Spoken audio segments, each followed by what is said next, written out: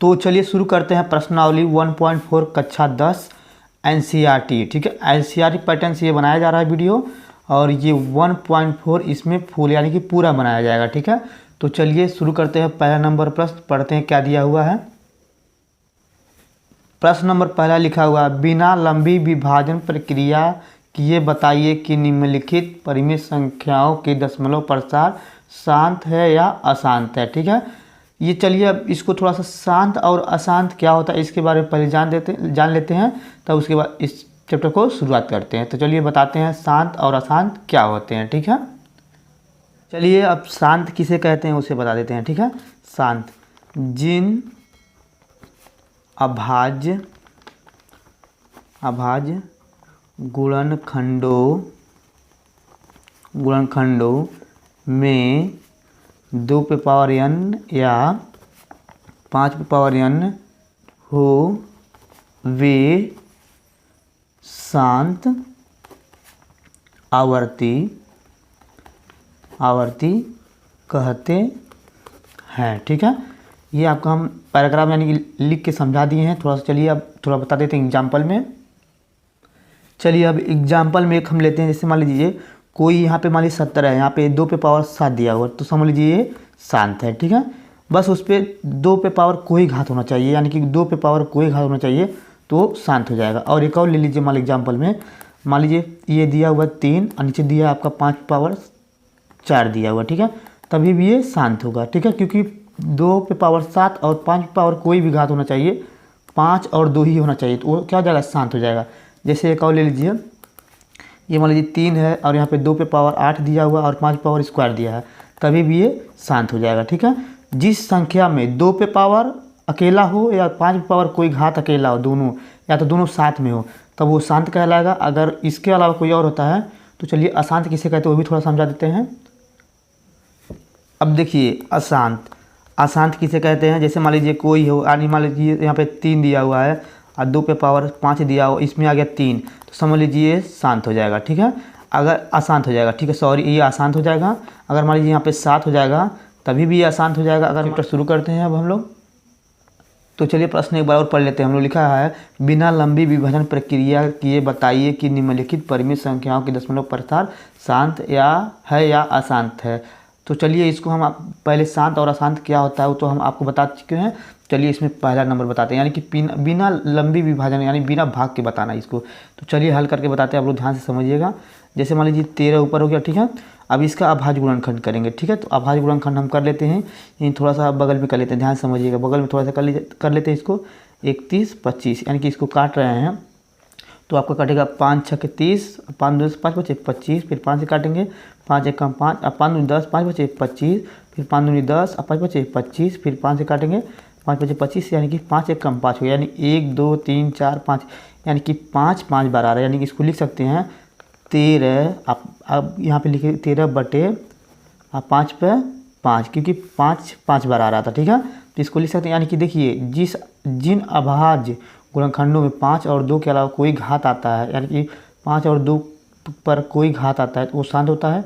अगर 5 और 2 के अलावा उसमें कोई और अंक का इसमें गुणा आ जाता है तो ये अशांत हो जाता है। तो अब इसे लिख सकते हैं, ये लिख सकते हैं शांत है। ठीक है, आशा करता हूँ समझ में आया होगा आपको ये वीडियो। चलिए अगला प्रश्न करते हैं। अब इसमें प्रश्न नंबर 2 दिया है, यानी कि 17/8 दिया। चलिए इसको हल करते हैं, देखते हैं इसके अभाज्य गुणनखंडों में क्या आता है। यानी कि 7 आ गया, इसको काट सकते हैं तो 2 गुणे 2 गुणे 2, ये 8 हो गया। ठीक है, अब इसको लिख सकते हैं 17/2 पे पावर 3, यानी कि 2 पे पावर कोई भी घात आ सकता है। ठीक है, गुणा में कोई और अंक नहीं आना चाहिए, तो ये 2 पे पावर यानी 3 आ गया, यानी कि ये शांत हो गया, क्योंकि बताए थे ना 2 पे पावर कोई कितने भी घात है वो शांत होता है, तो ये शांत है। ठीक है, तो चलिए अगला प्रश्न हल करते हैं। अब इसमें अगला प्रश्न नंबर दिया है आपका 64 बटा ये दिया 455। चलिए इसको हल करते हैं। अब चलिए इसको हल करते हैं। जैसे मान लीजिए 64 दिया, इसको 64 को लिख सकते हैं 2 गुणे 2 गुणे 2 गुणे 2 गुणे 2 लिख सकते हैं, ये 5 बार लिख सकते हैं, 64 आ जाएगा। ठीक है आपका, तो सॉरी एक बार और लिख सकते हैं, यहाँ पे इसको लिख देते हैं गुणे 2। देखिए 2 दूनी 4, 4 दूनी 8, 8 दूनी 16, 16 32, 32 दूना 64 हो गया ये। ठीक है, समझ में आ रहा होगा। अब इसको लिख सकते हैं हम लोग 5 गुणे 7 गुणे 13। ठीक है, अब ये 64 जो है इसको लिख सकते हैं 2 पे पावर 6, इसको लिख सकते हैं बस इस तरह, इसको लिखेंगे 5 7 और गुणे 13, ठीक है। अब देखिए इसमें हर में जो अभाज्य गुणनखंड में 5 के अलावा 7 और 13 आ गया, तो आपको देखने में लग रहा होगा ये अशांत है, लिख देंगे अशांत है, ठीक है। ये हो गया। तो चलिए अगला प्रश्न हल करते हैं। यहाँ पे ये अशांत लिख दिए हैं, ठीक है, आप लोग देख सकते हैं, ठीक है। अगला प्रश्न हल करते हैं अब। तो चलिए अगला प्रश्न हल करते हैं, चौथा नंबर, ठीक है। इसको 15 को लिख सकते हैं 3 गुणे 5 लिख सकते हैं, ठीक है। अब इसको लिख सकते हैं, ध्यान समझिएगा आप लोग, गुणनखंड कर लीजिएगा, गुणनखंड कर दिए 2 गुणे 2 गुणे 2 गुणे 2 गुणे 2, ठीक है। यानी कि ये आपका हो गया 1 2 3 4 5, ये 5 रहेगा। ये आप लिख सके हैं, हम इसमें लिख दिए हैं 2 गुणे 2 गुणे 2 5 बार, यानी कि 1 बार और 6 बार हो जाएगा। और इसमें 5 भी आ रहा है, कितना 5, और ये आपका 5 आ गया, यानी कि इतना आपका आएगा, यानी कि इससे गुणा करेंगे तो इतना आ जाएगा, ठीक है।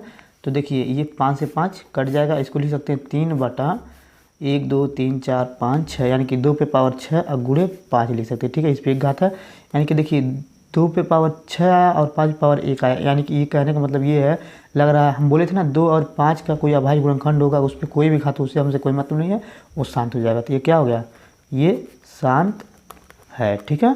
तो चलिए ये अगला नंबर प्रश्न हल करते हैं। अब चलिए 5वां नंबर प्रश्न यहाँ पे उतार लिए हैं, क्योंकि वहाँ अटता नहीं इसलिए यहाँ पे उतार के हल कर रहे हैं, ठीक है। तो इसको लिखेंगे 29, क्योंकि 29 का कोई गुणनखंड नहीं होता है। तो चलिए इसको 3 4 3 को काटते हैं, ठीक है। तो यानी कि इसको काटेंगे हम, लग रहा है ये कटेगा आपका, ये आपका कटेगा 7 से, ठीक है। तो 7 से काटेंगे, 7 चौका 28, ये 7 नहीं 63 हो जाएगा, ठीक है। फिर 7, फिर 7 7 7 49, फिर 7 1 7, यानी कि इसको लिख सकते हैं 7 गुणे 7 गुणे 7 लिख सकते हैं। ये ऊपर हो गया 29, ये हो जाएगा आपका 7 पे पावर 3, यानी कि देखिए हम बताए थे ना जिनके अभाज्य गुणनखंडों में 2 और 5 होता है वही शांत होता है, जिसमें 2 और 5 में नहीं होता है वो अशांत। ये 7 आ गया ना, तो ये लग रहा है अशांत है, लिख दीजिएगा अशांत है, ठीक है। ठीक है, ये प्रश्न समझ में आया होगा। 5वां नंबर कैसे शांत हो रहा है, कैसे अशांत हो रहा है, ये भी प्रश्न समझ में आ रहा होगा। चलिए अगला प्रश्न हल करते हैं। तो देखिए ये 6वां नंबर प्रश्न हल करना है, इसको हम बता रहे हैं। देखिए ये ऊपर जो दिया है 23 को 23 लिख देंगे इस तरह, और ये लग रहा है 2 पे पावर 3 और 5 पे पावर 2, लग रहा है ये पहले से ही हल करके दे दिया हुआ है। तो लग रहा है ये 2 पे पावर 3 है और 5 पे पावर 2 है। तो ये लग रहा है 2 और 5 पर कोई भी घात हो तो उसे शांत कहते हैं, यानी दोनों साथ में हो चाहे अलग अलग हो, तो ये हो जाएगा आपका शांत है, ठीक है, ये शांत है। तो चलिए फिर अगला प्रश्न हल करते हैं। अब 7वां नंबर दिया हुआ है आपका 129 बटा 2 पे पावर 2 5 पे पावर 2 7 पे पावर 2 5 सॉरी, ठीक है। तो क्या करेंगे, अब इसको ऐसे लिख लेंगे 1 2, यानी कि 129 और 2 पे पावर 2, ये 5 पे पावर 2 और 7 पे पावर 5, ठीक है। तो हम बोले थे ना 2 और 5 के अलावा कोई और अन्य अभाज्य गुणनखंड होता है, जैसे मान लीजिए 3 7 11 13, ये सब इसके 2 और 5 के साथ अगर कोई अगला अंक आ जाता है तो वो अशांत हो जाता है। तो यहाँ पे 7 आ गया है ना, तो लिखेंगे इसको अशांत है, ठीक है। ये समझ में आया होगा आपका। तो चलिए इसको हल करते हैं। 8वां नंबर हल करते हैं। इसको लिख सकते हैं 2 गुणे 3 और नीचे लिख सकते हैं 5 बटा 3, 3 से 3 कट जाएगा।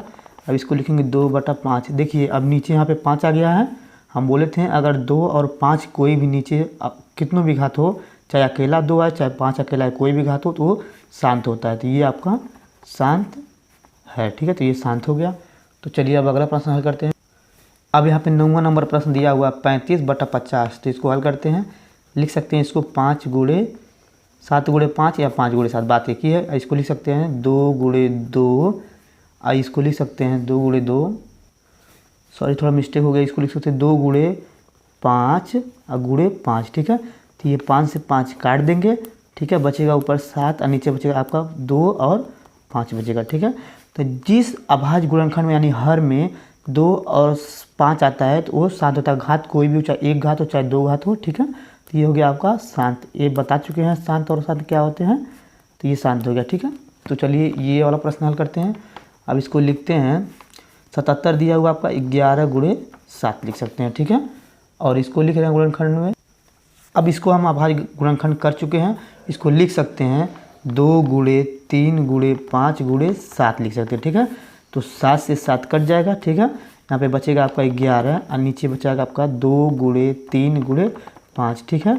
अब हम बोले थे कि अगर अभाज्य गुणनखंड में हर अगर नीचे 2 और 5 आता है तो वो शांत होता है, मगर उसके साथ कोई और जैसे 3 5 7 ये मतलब कोई और जैसे 3 7 11 जो अन्य अभाज्य गुणनखंड नीचे आता है तो वो अशांत होता है, तो ये अशांत है, ठीक है।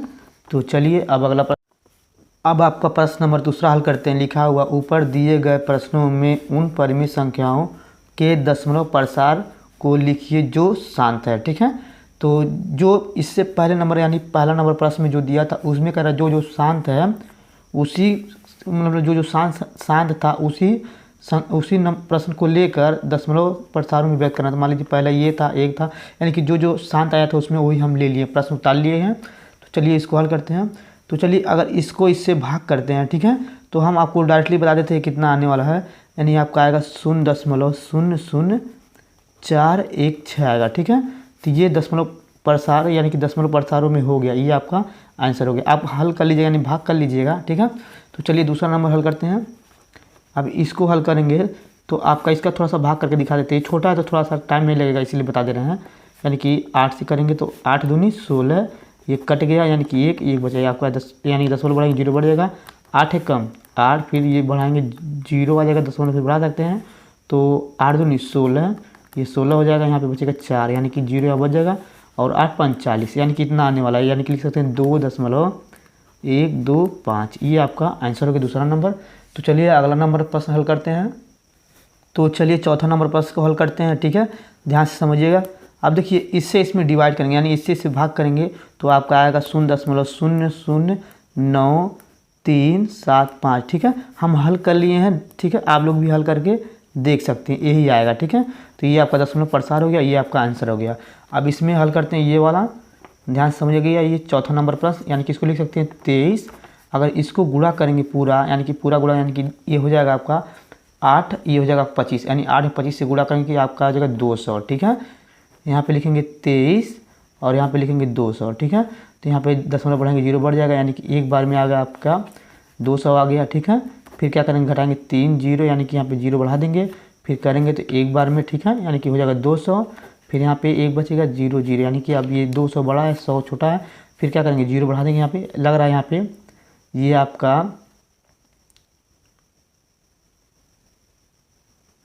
5 बार में कट जाएगा, 1000 आ जाएगा, ठीक है। तो 5 बार में काटेंगे इसको, ये कट गया, ठीक है। तो ये आपका दशमलव प्रसार है यानी कि 0.115, ये आपका आंसर हो गया, ठीक है।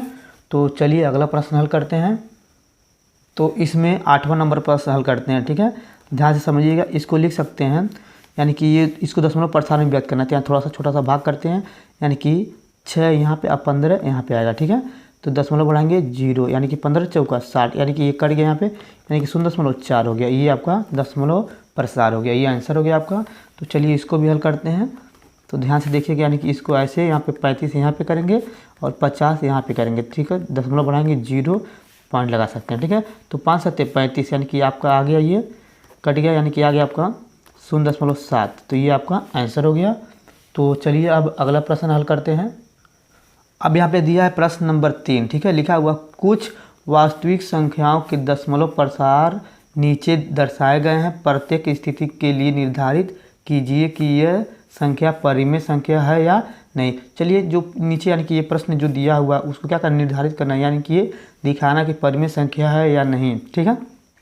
यदि यह परिमेय संख्या है और P/Q के रूप में की है तो Q के अभाज्य गुणनखंडों के बारे में आप कह सकते हैं। यानी कि इसको अगर हम हल करते हैं यानी कि नीचे जो हर होता है उसके अभाज्य गुणनखंड में क्या क्या आ सकता है वो हम बता सकते हैं, या परिमेय संख्या है या नहीं इसको भी बताना, ठीक है। तो चलिए हल करते हैं।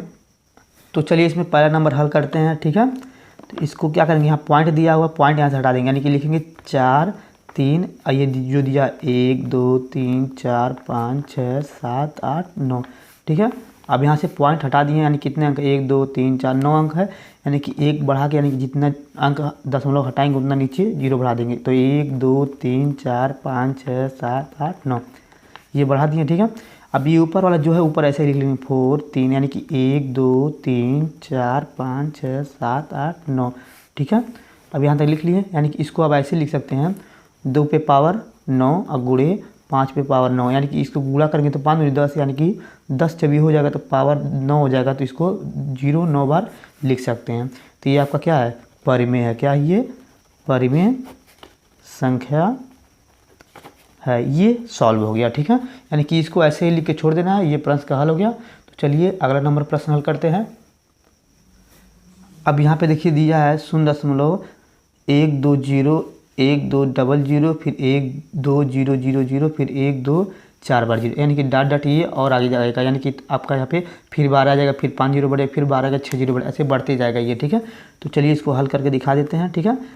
ये क्या कर सकते हैं, इसको 10 हटा देंगे, यानी कि लिखेंगे 1 2 0 फिर 0 0 फिर 1 3 0 फिर 1 फिर 0 फिर 4 0 हो जाएगा, ठीक है। यानी कि इसको ऐसे लिख के छोड़ देंगे, ठीक है। अब इसको क्या करते हैं, यहाँ पे लिख देते हैं, नीचे कितना अंक है उतना 0 बढ़ा देंगे, ठीक है। तो क्या करेंगे 1 2 3, यानी ऐसे कैसे बढ़ाएंगे, मान लीजिए डॉट डॉट आते जा रहा है ना, इसको ऐसे लिख सकते हैं 2 पे पावर 1 गुणे 2 पे पावर 2 और गुणे 2 पे पावर 3 डॉट डॉट, यानी कि ये आता जाएगा, ठीक है। फिर इसको ऐसे लिख सकते हैं 5 पे पावर 1 गुणे 5 पे पावर 2 फिर 5 पावर 3, ये डॉट डॉट ऐसे आता जाएगा। तो इसको कोष्ठक बंद कर देंगे। तो ये देखिए परिमेय संख्या नहीं है, क्योंकि जो संख्या बार बार रिपीट होता है वो परिमेय संख्या नहीं होता है, ठीक है।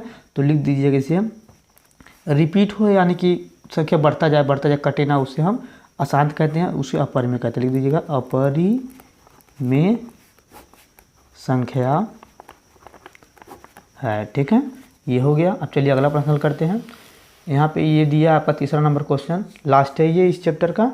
तो ये कह रहा है, यानी कि पीछे वाला सवाल इसी तरह दिया था, ये भी दिया हुआ है, यानी कि 43.1 2 3 4 5 6 7 8 पावर बार है। ये बार मतलब होता है ये संख्या बार बार रिपीट होगा, ठीक है। तो इसको जो संख्या बार बार रिपीट होता है, यानी कि 9 के बाद फिर 1 2 3 4 फिर 9 आएगा, फिर 1 2 3 4 5 फिर 9 आएगा, ऐसे बढ़ता जाएगा ये, ठीक है। तो ये परिमेय संख्या नहीं है। तो लिख देंगे सीधा इसे अपरिमेय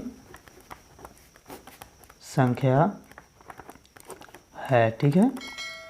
ये चैप्टर यहाँ पे ख़त्म हुआ। अब यहाँ से आप अगला नंबर चैप्टर यानी कि 2.1 से अब ये अगला वीडियो बनाएंगे, ठीक है। तो आप लोग इस वीडियो को अगर अच्छा लगा हो तो लाइक कर दीजिए और कमेंट कर दीजिए और शेयर करना ना भूलिएगा। तो धन्यवाद।